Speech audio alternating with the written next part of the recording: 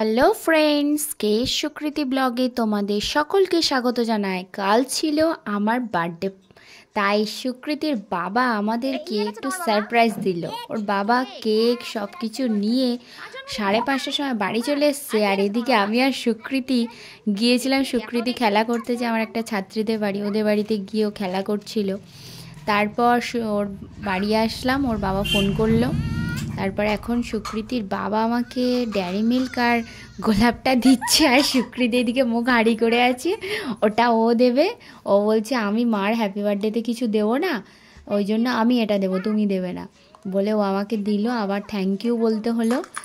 আর এদিকে ওর বাবা কেকটাকে রেডি করছে। আর ক্যান্ডেলটা নিয়ে এসছে 26-এর। আমার 25 বছর কমপ্লিট হয়ে 26-এ পড়লাম।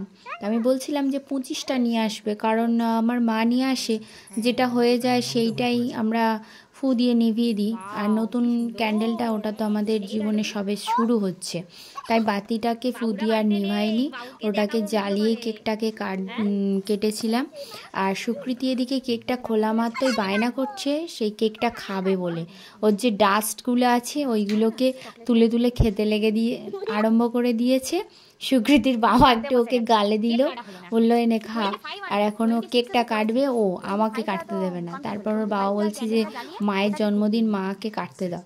তা আমি বললাম ঠিক আছে, দুজনে মিলে কেকটা কাটলাম, আমি আর সুকৃতি। এদিকে একটু ভিডিও কল করেছি, আমার মা আর ভাই বেড়াতে গেছে। সাধারণত আমার মা আমার বার্থডেতে সব কিছু করে আমাকে খাওয়ায়। সকালবেলা মা ফোন করেছিল, মা টাকা দিয়ে গেছিলো, কিন্তু নিজের জন্মদিনে নিজে রান্না করে খেতে ভালো লাগে। তা সুকৃতির বাবাও কাজে গেছে, ওর বাবা থাকলে হয়তো রান্না করে খাওয়াতো। তা ওর বাবাকে বলেছিলাম যে তুমি বিরিয়ানি এনো, রাত্রেবেলা বিরিয়ানি খেয়ে নেওয়া হবে।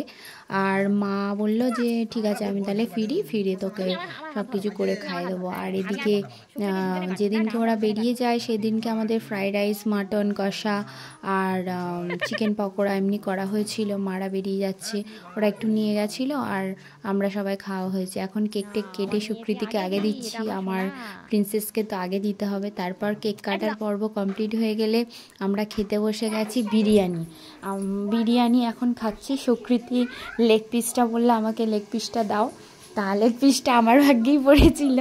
আর এদিকে একটা সেলিব্রেশন পেলাম কালকে, আমার একটা দাদা হয়, সেই দাদা সেলিব্রেশনটা দিয়েছিল। পড়ানোর জন্য একটা জায়গায় গেছিলাম, দাদারই পরিচিত একটা জায়গায়। তখন দাদা বলল যে তোমার হ্যাপি বার্থডেতে এই সেলিব্রেশনটা দিয়ে এলাম। তো আমাদের ভিডিওটা কেমন লাগলো তোমরা অবশ্যই কমেন্টে জানিও, ভালো লাগলে একটা লাইক